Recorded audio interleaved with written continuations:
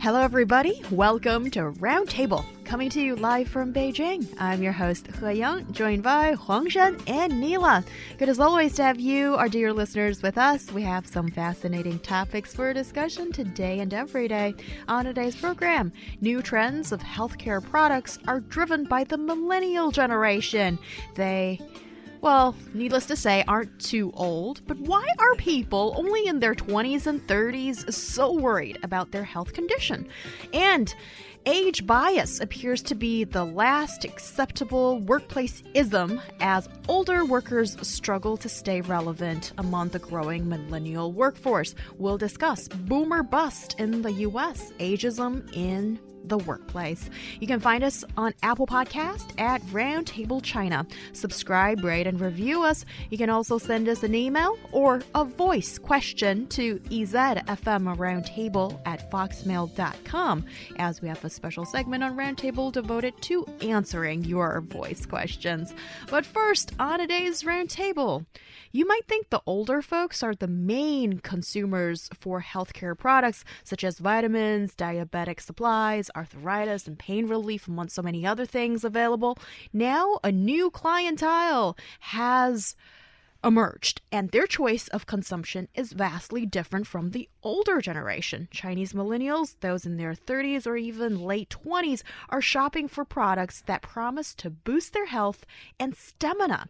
So let's take a look at the new hot items that are picked up by anxious, young Chinese health-conscious consumers. Okay, so according to a recent report by Workers Daily, those born in the 1990s have become the major buyer group of health products like anti-glycation pills and melatonin pills and online shopping platforms like Taobao and WeChat stores. Though they are still under 30 years old, these young people are now in deep worries of preserving their health. Instead of drinking soft drinks like Coca-Cola, many of them are already use a thermos cup to drink hot water with goji berries in it. And they are also buying all kinds of beauty devices, massage devices, and health products. And nourishing of life, which we say in 养生 in Chinese, also become one of the most searched words on online shopping platforms. I think besides some pills, and one of the most favorite item is goji berry.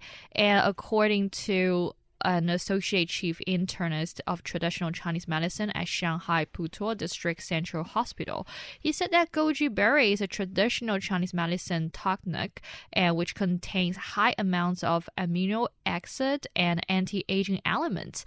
And for a long time, goji berries were considered an old-fashioned food among younger generations, but now it seems like adding the berries to breakfast or beverages have become a new fashionable way to eat healthy.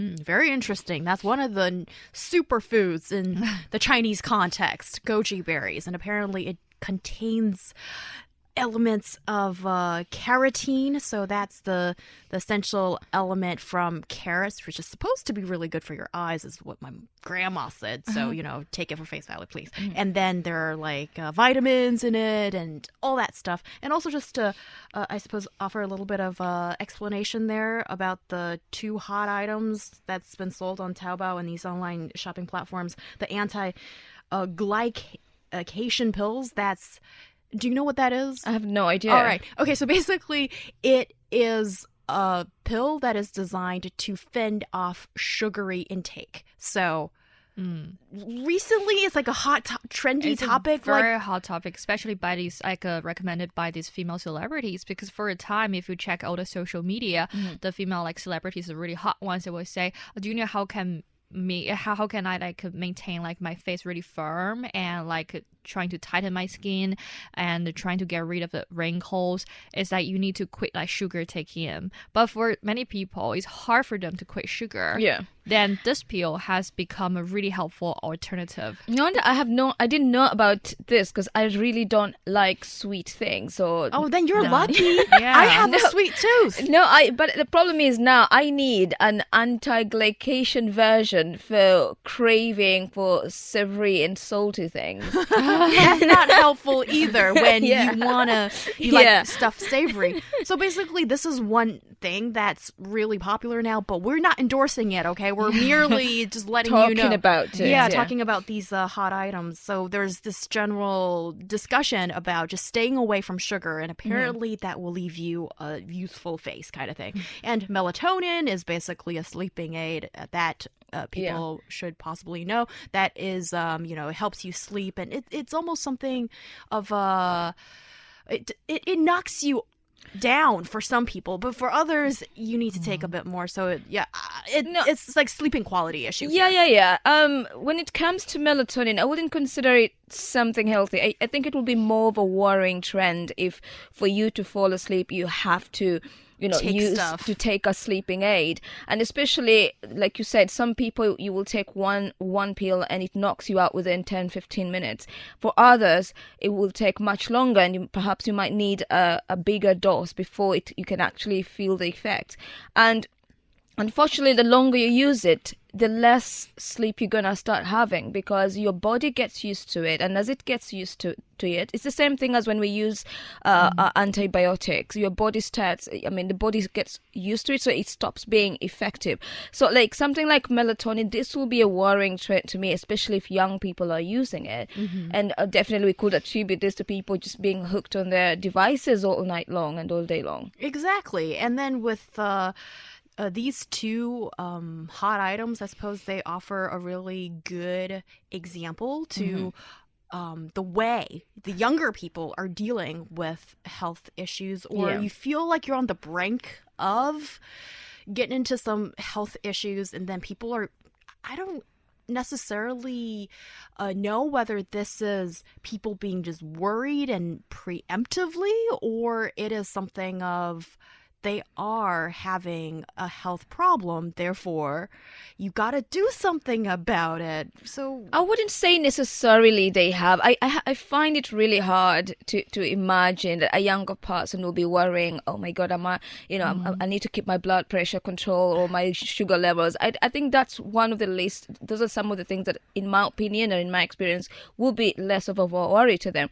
To me, I would perhaps equate it or connect it towards having young people having this body image, and like you said, you look on social media and you see celebrities endorsing this, and celebrities are viewed as key opinion leaders, so whatever they say is taken like the Bible truth to many younger people. So in one way it could be because of the pop culture. They're looking on upon celebrities, and even other young people who are celebrities who are endorsing these products.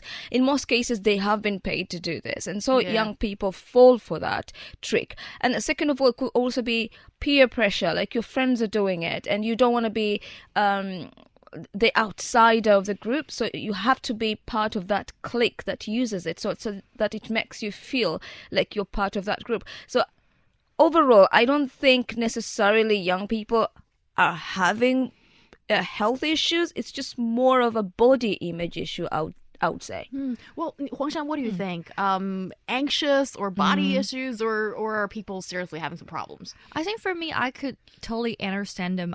Because I've been there before. Because I think I treat those health supplements or those health products as like a way to seeking comfort for like the reality that you couldn't fix some bad habits in your lifestyle. Yeah, for example, we're using them as a remedy. Yes, I tried lots of products. I think I tried the chlorophyll. Do you know chlorophyll? Chlorophyll is the color in the plants. Green, yeah, it's a green thing, like a green drink, and you can take 1 spoon every morning.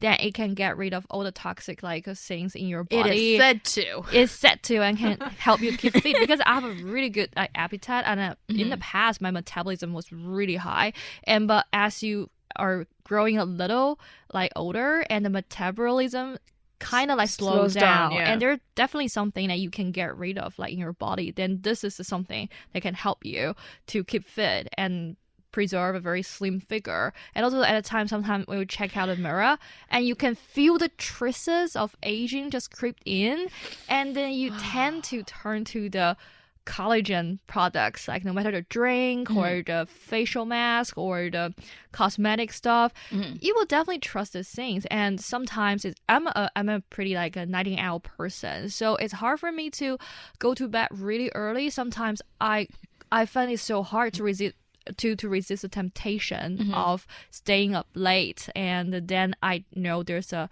health products called like the liver detox. It can help you give you like a very good condition to your liver, and it can help you get rid of all the side effects of staying up late. So I tend to lots of those health supplements, but it's all because there are lots of like bad habits in my life, and sometimes I tried to improve myself to get rid of all these bad habits, but it's pretty hard. So compared to the action, maybe taking in pills is much easier.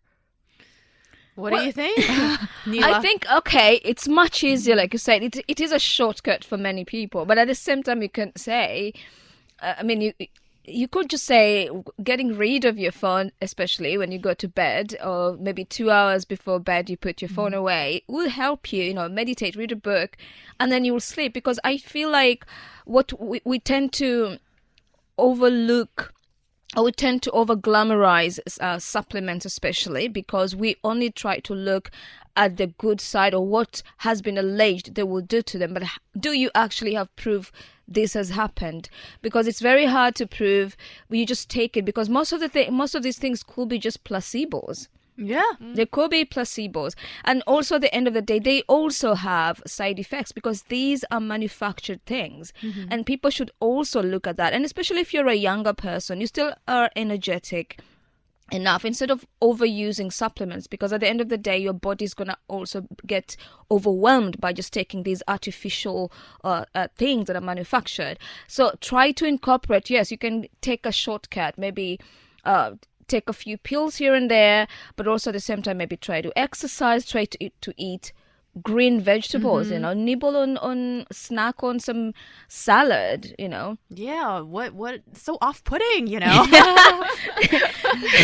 Instead of a candy bar, like snack on slices of celery and carrots. you can just, it's all a matter of balance rather than, okay, because it's just, I find it like a lot of people, me included myself, sometimes I'm just so lazy. I'm like, I'm just gonna go and do this, especially on holiday. I will eat all the bad things, and then when I come back, I'm like, okay, now I'm gonna starve myself, or I'm gonna overwork my body, which also doesn't really balance it out, because I'm overdoing on one hand, and then I'm overdoing on the other hand, and then none of them becomes exciting. I think it's all about just keeping a routine and maybe trying to be a little bit more disciplined. Yeah, you make a really good point here, and I suppose you speak the truth of the struggles going on in the heads of these people. That is, you should be in bed, Huangshan. Yeah, I know. And I know too, because I'm there too. Like sometimes when I'm still on WeChat, like before I go to bed, I'm like, I just want to see what are the last minute updates before I go to bed, possibly. I try to not do that, but then when I see my good friend Huangshan's there too, I'm like, all right, I feel less guilty about this.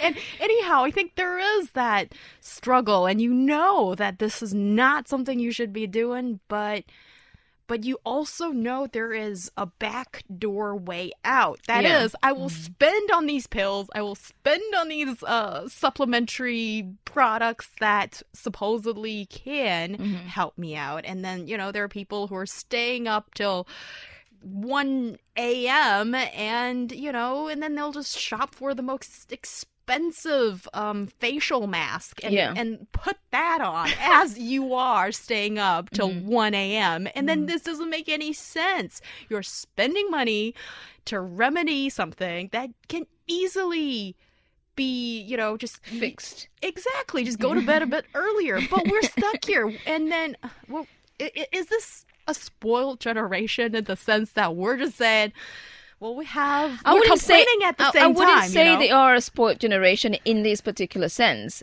In many other aspects, they are. But when it comes to health, I think it's just, I would say, okay, maybe they are spoiled in quotes in such a way that they have all these things available. readily available. Before the internet, when we were growing up, well, yes, we had the internet, but we didn't have Wi-Fi every single corner. You're walking and you could access, even in the underground, you can access the internet. Which means now you can, and you can go online and shop for something from, I don't know, from the UK, for example, and to be delivered to you in China. Before that, before all these smartphones and etc., we didn't know how to access these things. But now the current generation has it easy because it's just right there in their face, so it's easier for them to be able to buy these things and use them. But one thing I have to also say about young people these days, especially millennials, I've observed one thing. They are, compared to other generations, especially our parents' generations, the current generation tends to care more when it comes to the food. Is it organic? How was it processed and stuff like that? Because they have this love for animals. Whereas our parents are just, okay, I want meat. They don't care how it was processed, where it was made, who did it. They just go for it. So millennial, I think for them, they care more about ethical issues and ecological issues. So they might tend to choose healthier options. Well, what do you see as some of the new hallmarks of the millennial generation as they're shopping for all this health-related products? I think now this has become one of their lifestyle. And if we see those who were born after 1990s, usually they're in their late 20s or early 30s. So at this stage, they have a very stable job. They have lots of disposable income. So they want to spend more money on themselves to improve themselves a little bit. And also at the same time, I think the reason why they turn to such alternatives is because finally they could have some me time, quality me time after the midnight, maybe, because during the daytime, usually this generation are facing huge pressure. Sometimes they're overwhelmed by the pressure from the workplace, from their boss, from their parents, from their family. So finally they can find some, the time of your own that you want to just consume whatever you want and to make yourself happy. And at the same time, I think they do need such health supplements because since they work so hard and they have a very irregular lifestyle, sometimes they don't have time to go to the gym, and usually they eat lots of takeaway foods, and sometimes it could hardly to maintain healthy status. And I remember we saw a research saying now the generation who were born after 1990s, they're the ones who are afraid of check out their physical examination results the most because they don't want to face it. Yeah. But there's something goes wrong in your body, some part you don't feel very comfortable, but you don't want to face the truth. Yeah, but here I also have a question that is possibly, I don't know if this is a cultural difference. I don't think it's a cultural difference, but definitely a country setting difference. That is, in China, we talk about 亚健康, so sub-health. What is sub-health? So you're not in your most healthy state, but you're not You don't have sick either. You don't have some serious illness. So you're in between. Yeah, you're in between because you're not feeling very energetic. You're possibly experiencing some hair loss. That's terrible. And you don't feel very strong, and you're not really that upbeat either to doing stuff, and you're not at the prime of your health, but after a checkup maybe you're a little weighing a little bit on the heavier side, but that's not a disease, so it's that kind of in-between state. And according to various studies, one that caught my attention from 2017 looking at Shanghai white-collar workers, it said that more than 97% of the folks who received a physical checkup said received the result that says they're in this sub-health category, but they're not suffering from a particular disease per se.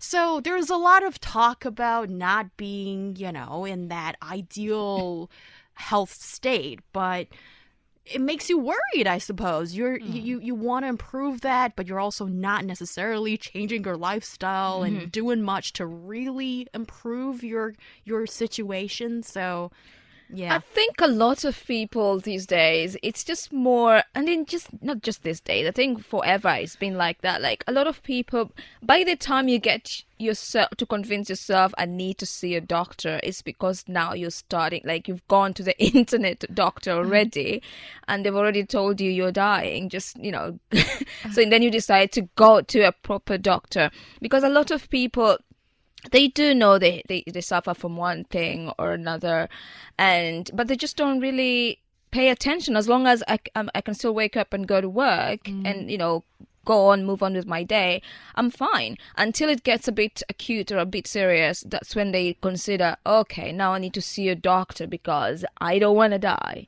I'm the opposite example. Like I think the time I visit a physical doctor is it's more like a psychological doctor because you have some ailments in your body and you're so worried that you turn to those searching engines. They exaggerate the symptoms and you say, oh, am I seriously ill? And then you went to a doctor and the doctor say, you know what? All you need is take good sleeps and have more exercise. That's all you need. And then, then they comfort me. And I feel, I'm pretty strong now. Yeah. And that's one thing that has also been talked about against. Like, if you feel certain symptoms, do not go on the internet the first thing. Although it's really hard not to do it. I Google everything and little thing. I have a lump here. I will Google it. And of course, the internet will always tell you it could be cancer. Well, then it's also, I think it's important to go for a checkup. Yeah, if you see something abnormal. And then that's when, because you see, like normally before this whole internet thing, before you'll feel like unwell, and then you will just say, I gotta go get a checkup. You wake up and go. But now before you go, you have to first of all go on the internet. And then when you get to the doctor's office, you already have all the information and what you think you're suffering from. I've been to the doctors and I was like, I think I'm having, what was it? Bronchitis. And then he looked at me and he's like, how do you know that? Like, well, I researched about it, and it's so many people, this happens a lot. You go to the doctor so overwhelmed, so worried, you're thinking I only have 1 month left to live. Oh, and obviously you and have then the doctor's many like months. and the doctor's like, oh, you just need some rest. Have you been staying awake a lot? Yeah. Do you feel tired? Yes. Okay. It's just your body's just telling you that you're exhausted. You need to get some rest. You need more rest, yeah. Yeah. Well, that can, I think this is actually an issue that sometimes we make light of it, sometimes we make too heavy of it, but it is something that everybody should look after yourself better. I think that is one thing I suppose it's safe to say, because whenever you are feeling a little bit abnormal of something going on with your body, nobody else knows better. And then I think it's also important to put I know it's hard sometimes to put work aside, life aside, and really just go for that checkup, because you can't diagnose yourself because you're not a doctor. Yeah. And we've seen also plenty of these kind of news stories about a young person who's been working from morning to dusk pretty much on their job, and then at the tender age of 35, and then something really bad happened.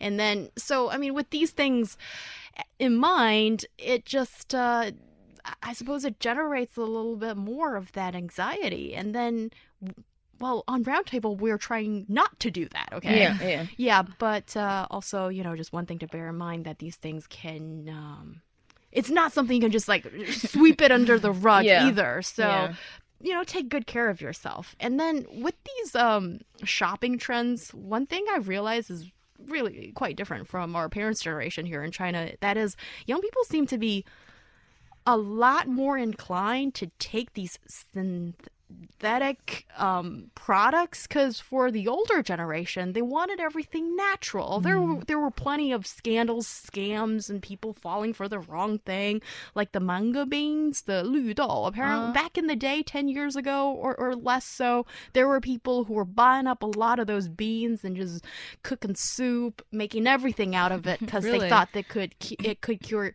some sort of major ailment. But then it turned out to be a scam, obviously. But for the younger generation, apparently we are so prone to finding out scientific information. We are interested in knowing the efficacy of these supplementary products, and therefore we take these pills. But I can't see how that is any safer if we don't know the ins and outs of these products like the back of our hand. I think people, at the end of the day, if you're taking pills, it's a quick shortcut because your body absorbs them faster into your system. But at the end of the day, try to balance between traditional and artificial medicines. Yeah, I like the word balance so much. Yeah. And also, there's always the cheaper option, actually. That is just changing the lifestyle. Yeah. But that's the harder thing to do for a lot of us. I hope after our discussion today, it can plant that seed of change in your mind. And we'll be back after this break. Stay with us on Roundtable. Informed opinion and heated debate. Find out what's got China talking. And join us for your Roundtable discussion.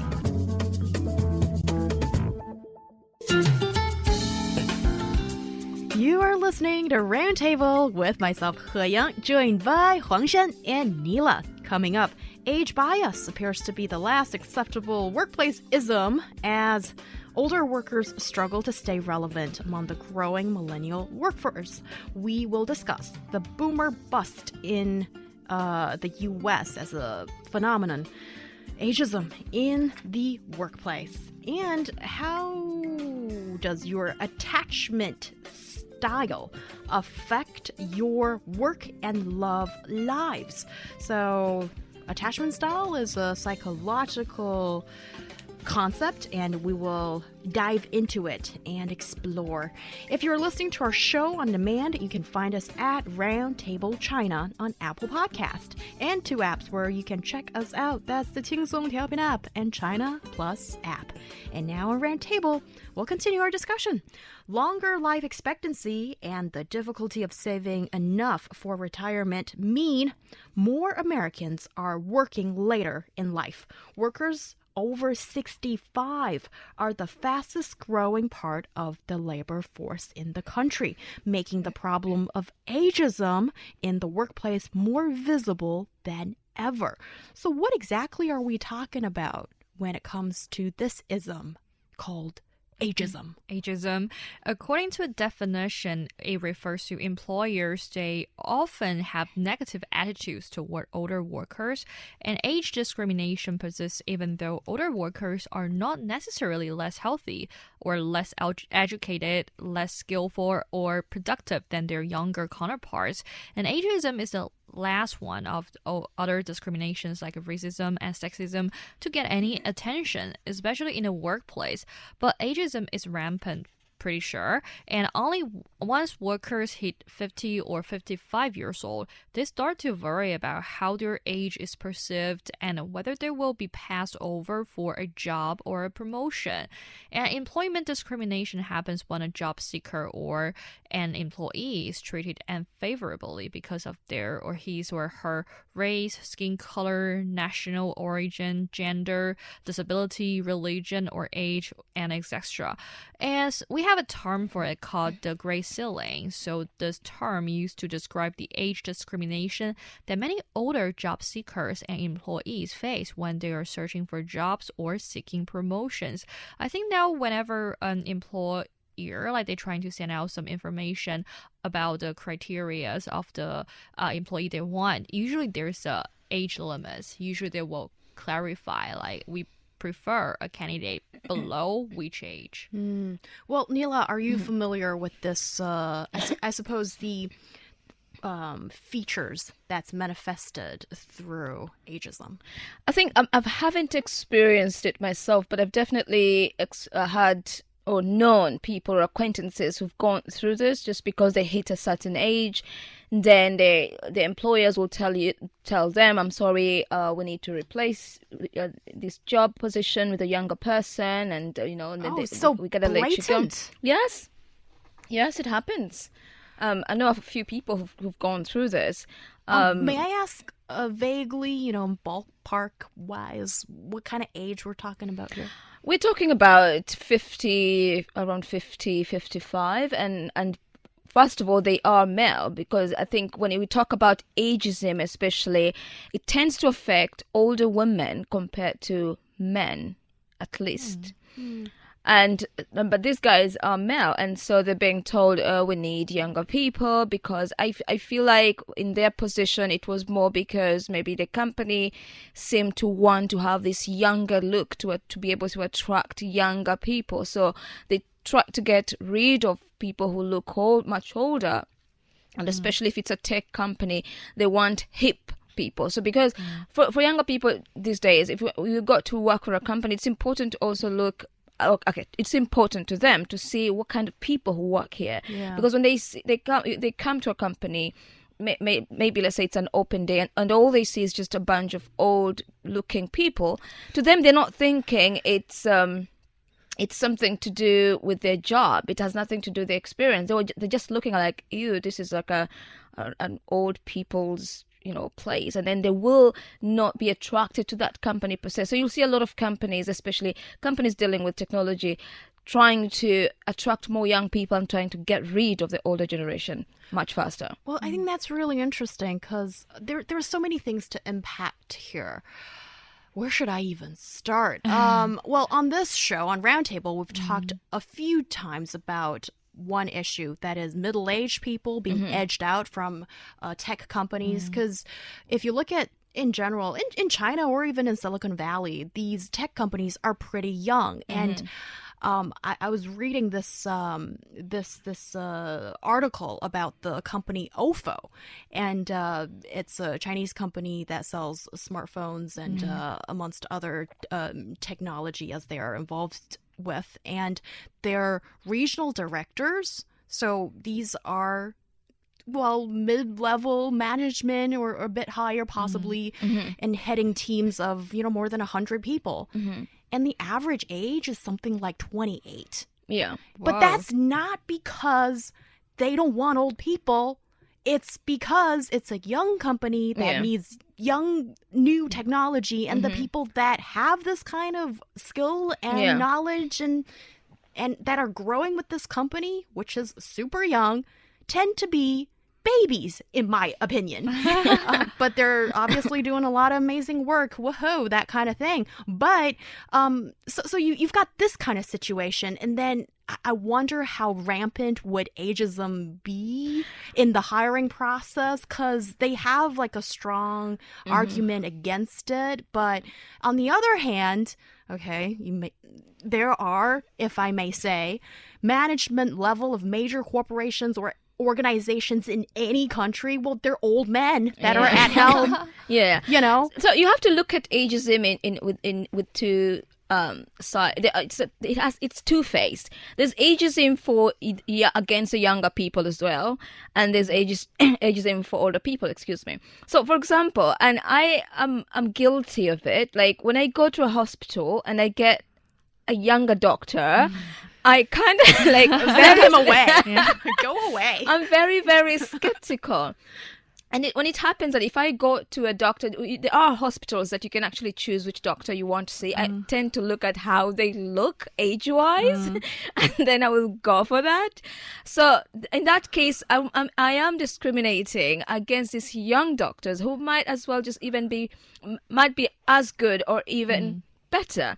But for me, I'm just looking at how they look. So again, on one end, it depends on the industry. For example, if you have a lawyer, if you have a young lawyer, you need a lawyer, and you've got this older person who age also means you are experienced in most cases. So you will definitely go for the older person. The same thing goes for teachers, because you look at them as experienced. And doctors, as we said. So it depends again with the industry. So I really don't... I really don't know, but I'm pretty sure each and every one of us has been guilty of ageism, being an ageist. Just judging people by their age, whether they're too young or too old. Yeah. Well, is this super widespread, or how rampant is it in your opinion? I think it's quite rampant, but it's in a very invisible way. Like just as Nila mentioned, either you're being too young or too old are part of the ageism. Yeah. Because I can think of another example is one of my friend's friend, and he's only maybe 24 years old. He graduated from a really prestigious university, and now he's working as a financial consultant. So usually for them, if you're 24, you have to dress like you were 28 or 30 because or your customer won't want to So give you need you to the look money. a little bit more mature. More mature, Yeah. because who would trust a 24-year-old boy to do the investment decisions? Yeah. But at the same time, I think for some IT company, they do have the ageism toward the older generation, because usually for those companies, maybe not even 50 or 55, maybe 35 is the crossroad, is the turning point there. And because for some companies from the level of ideology, when they're trying to promote their company, they like to use the word like energetic and vibrant atmosphere, and we have a really young team, Forward thinking. And when you're trying to put these keywords or highlights in your slogan in terms of the advertisement, it's hard for you to show the fairness to the older folks. But also at the same time, if you want to say we have very young and open-minded team, it doesn't matter with your physical age, your real age. It's more about your psychological age. As long as you have a young heart and you're always willing to embrace the new ideas, I think that is fine. Yeah. And also from the financial level, sometimes hire younger employees is cheaper. Because sometimes you feel like it's hard for me to afford a very experienced employee that maybe his or her wage should be double the price of a new person in the workforce. And compared to people who's in their middle age or even older, the younger generation have less pressure, less financial pressure, and they don't need to devote too much efforts into their family life. And then also they're less choosy in terms of jobs, because at that age you're desperate to have a job. Yeah, you're building up your experience and trying to enrich your resume. So for them, it's a cheaper choice maybe compared to the very experienced and very excellent senior employees. Yeah, see, I think as we're talking about this, we are leaving the invisible bunch, which is the majority of those who are a bit older. That is, sorry to burst this bubble, but not all of us are going to make it. So those who are rising to the top, who are those guys at the top of companies and organizations, and then the glass ceiling for women in that regard, we will leave it for another day for a major discussion.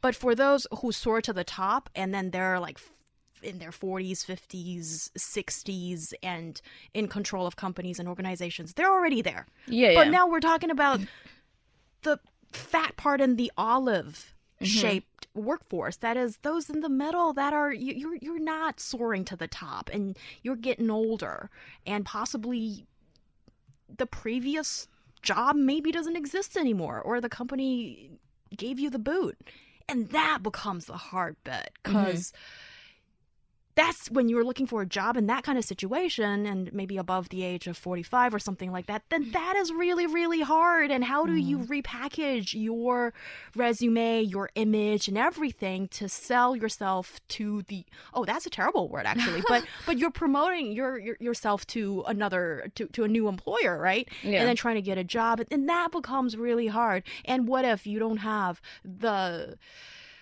new skills or what's asked of that job, and then that's when you're stuck in a really difficult place. And then as we're doing research for this topic, I've been reading all these personal anecdotes of people who have been in that situation, or even when you're 60 in the US, as increasingly if we look at the United States, there are more older people who have to continue working because we are living longer, and the longer you live, which means you need more pension, right? And if that's not happening, then you need to work to sustain yourself. And apparently in 2016, which is 3 years ago, 18.8% of people over the age of 65 still were working. And then this percentage is just continue going to climb. And in China, although we are not at that point yet, but we are seeing our population turning gray faster than ever. So in the near future, we're going to see older folks in the workplace a lot more. Yeah. And then that's hugely relevant to talk about treatment of people. And also when you are stuck in that situation, which is really unfavorable, as I just talked about, then how do you sort of get your feet back up and brave this world? Start vlogging. You start a YouTube channel and vlog about your life. I'm not kidding. This is something, because the gig economy is one way that people can, get back up on their feet. Because if you try out in the formal sector and there's a lot of ageism, and it's really, really hard, it can be, it can really make a lot of people go into depression.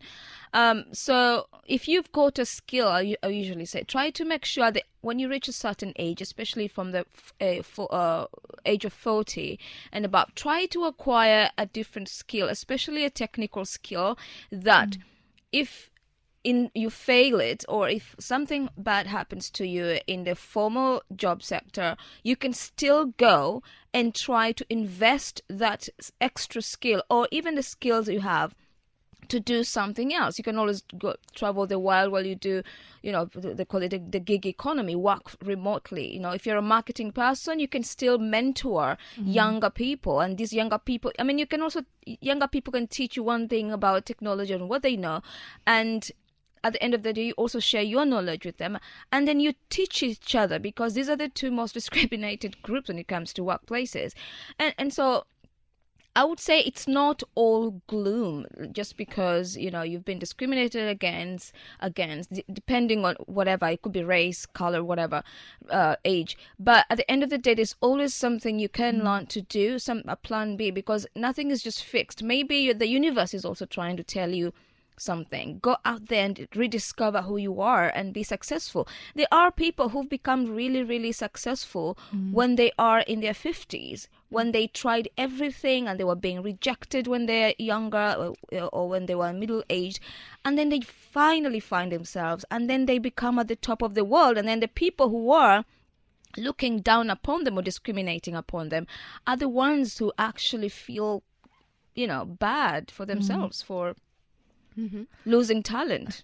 And I think no matter how old you are, you need to have confidence in yourself. Yeah. And at the last, the thing to judge whether you will face discrimination or not is whether you have a special talent that people can admire you or respect you. A skill set. Yeah. So I think even for those, if you don't have a special talent or you don't have a particular expertise, it's hard for you to find a job no matter you are 20, 30, or 50. And so I think for some really experienced employees, even they reach the retirement age, your company may rehire you to be the mentor or to give guidance to the younger employees. And I think some older folks, they pretty enjoy their retirement life. They may turn into a very professional grandparent. Yes, and it's also part of the life. But I think now, maybe in China, people after 45 years old, they face a lot of ageism, especially you haven't reached a height as you desired. Yeah. It's very hard for you to break the ceiling and trying to see more promotion opportunities. So if you can achieve what you want before 45, you may live happily afterwards. But if you are still in a grassroots and you still have a very high ego, but if you are 45 or 50, it's pretty hard. Maybe you just have to do something to, appreciate your retirement life. Yeah, and also I think some people, it's just you might find yourself in that situation because you've been too comfortable being in that position without thinking about, crisis management. You have also, yes, you can have the best job in the world. You could be the employee and you see, oh, this is a very comfortable job. I am indispensable. They will never fire me. And then you reach at that point where you get that call and come over here to the office. We gotta let you go. All the best in your endeavors. And then you find yourself in a situation where you're so unprepared to face the world. So people need to always be on their guard, regardless of how comfortable you feel at your work, regardless if you think you are indispensable, even if it's your own company, you can be thrown out at any time. So people always need to have a plan B and C, I think, for growing older. And especially if you understand now people are living longer and longer and longer. So competition is becoming stiffer and stiffer. So people need to have, okay, plan A is you have a job. What is about plan B in case something happens, you know? Yeah. See, this is the kind of conversation that just will stir up more anxiety. Maybe you need to buy some health supplements. Yeah, and it's that having that anxiety that actually prepares you, because when you face a crisis, you've prepared mentally, you've prepared, you've gone through all the options you might want to try. So don't just let the anxiety sit in your head, but actually do something about it. And I always fail at the do something about it. But you're absolutely right. In today's workforce, it is less stable than ever when we talk about job security, because the industries are changing so quickly and nobody's guaranteed with that one job for life. Yeah. Those days are gone unless you work in a Japanese company in Japan, but who knows how long that's going to last. Yeah. They have a very different company culture there. But jokes aside, well, possibly lifelong learning, that is something we all need to embrace in this day and age. Yeah. You're listening to Roundtable. Coming up next, how does your attachment style affect your work and love lives? Stay with us to find out more on that. Looking for passion? How about fiery debate? Want to hear about current events in China from different perspectives? Then tune in to Roundtable, where East meets West and understanding is the goal. You're listening to Roundtable with myself, He Yang, Huang Shen, and Neela in the studio. Have you ever noticed there is always a certain pattern in your relationships? And I'm not just talking about your love life, okay? Maybe it's in the type of partner you're usually attracted to. Maybe it's in how the relationship tends to end. If you find yourself ending up in similar situations over and over again, odds are this is due to your subconscious programming, also known as your attachment style in psychology. So, what are some of these styles of attachment out there, and do you think it holds much water? In general, the attachment theory is a psychological theory that can explain how we form relationships and connect to others. And the theory recognizes 4 different kinds of attachment styles, which is anxious, dismissive, avoidant, fearful, avoidant, and secure. I think maybe we can start with the anxious attachment, which means someone who has an anxious attachment style has a core fear that they will be abandoned or rejected at any given time. Ooh, then... So this is the needy type. Yeah, so it's a very high level of insecurity. I think this is what we call the needy type of people. They always want to, to be, I don't know, what's the word? It's disappeared. Always want to check that they are being loved or something like that.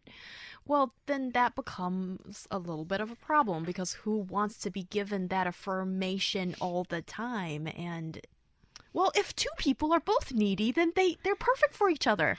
Well, unfortunately, it doesn't really ever work that way. Yeah, because usually couples, they need to be highly complementary. So if you have 2 really clingy persons staying together, they can't leave the apartment. What a world! What a world! No, but I have seen people who are very clingy to each other, and it's usually just sometimes it just ends badly because you're constantly with each other. You work together, you eat together, you can't go out. If you're a man, you can't go out with your friends. I have to be there. When I go to meet my girls, you also have to come with me. And then it just gets like, this is a bit weird. I mean, don't you ever get annoyed or just feel like you're overwhelmed or being suffocated by the same person? I mean, it's like eating tofu every day, every minute. At some point, even if you like it too much, you're bound to get tired of it, or if it will get tired of you eating it. Yeah. Well, there you go. Not not particularly attractive, but let's look at also the other styles. What do they mean by dismissive, avoidant, and fearful avoidant attachment? Yeah, so individuals with dismissive avoidant have a fear that their freedom is going to be taken away. So this could be due to having dominant parents as children, either their parents or like always in their face telling them what to do. And alternatively, maybe this person had an absent parent, so they develop a storyline in their head that they're not going to get their needs met. And so this means like they're afraid of someone being too manipulative in your life. I don't think so. It's more about, because I feel like I've gone through that before, and right now I still do somehow. It's more about you anticipate that something bad might happen. So it's more like a cushion of not getting too attached, such that when somebody disappoints you, you will not be disappointed. Well, that's getting yourself prepared, but don't let that like overpower everything else. Because if that is the case, then you're always really pessimistic, aren't you? You are always pessimistic, but you're also, I mean, I don't think you're 100% pessimistic. You're optimistic, but you always know that it can never be this. I mean, it's, you know, they say when it's too good to be true. So that kind of is always in your head. This is too good to be true, even though you like it and you love this new attachment to a person. But at the same time, you don't want to get hurt. And even if you get hurt, you will not be as hurt as if it happened, like if you weren't psychologically prepared. I'm kind of like that, but I don't let myself to have this thought to dominate how I look at the world, because I think I'm the optimistic pessimist person. Okay, so it's more like, for me, I view this particular kind of attachment as a kind of like you give your all, but you don't expect too much from the other person. What? If I'm giving that much, okay, see, that's why it doesn't work. You know, so it's more about, I'm happy to give you 100%, but if you don't give me your 100%, I will not go crazy. Like, why am I giving you 100% and you're giving me 100%? And at the same time, I will just be happy with whatever I get. But at one point, if I feel like this is not what I want, then I walk. And I walk. That just always happens. And then what about the fearful avoidant? I feel like I fit in this category. It's like I may sometimes afraid of being too close or too distant from others. You just put yourself in a very comfortable like distance with other people. I feel like that's me with children. Really? Especially you feel newborns. like you won't feel like I devote too much in this friendship or relationship, then one day if the person just leave you, then you will feel too hurt. So you just keep a very comfortable like distance with others. Like, but then how do you ever fall in love? That's my problem here. That is when, gosh, that's being emotionally unavailable. And this is, but she's the one that's happily, found someone who's really nice. It took me some time to get rid of this kind of attachment. And then it's really interesting also that these kind of attachment styles can spill over to work as well, because work is such a big part of our lives as well. And then you could... Okay, without going into details then, guys, is there any way that you can fix this if you know you are stuck in that wrong, not beneficial attachment style? I think the best way is to find a secure attachment style. Find a secure attachment style such that be your own person. Do not expect other people to make you happy. If you can make yourself happy, just look at the other person in your life as a complementary individual. Such that you can survive with or without them. Independence! And that's it for today's roundtable. We'll see you next time.